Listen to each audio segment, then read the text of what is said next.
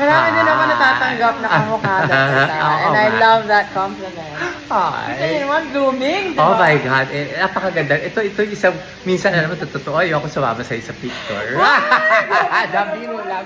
Sa'yo ako na Pero, sobra, ito, maski nung bata pa to, talaga sabi ko, ang ganda mo. Gusto ko. Pero ikaw yung nakadress. Ako yung nakalagay. I love it so much. Alright, but thank you for saying yes. Ito naman din, ito pamakin ko. Ito, isa sabi ko, I need you, I need to interview. Oh yes, Tito, ikaw pa. Yes. Siya pa yung parang nataranta.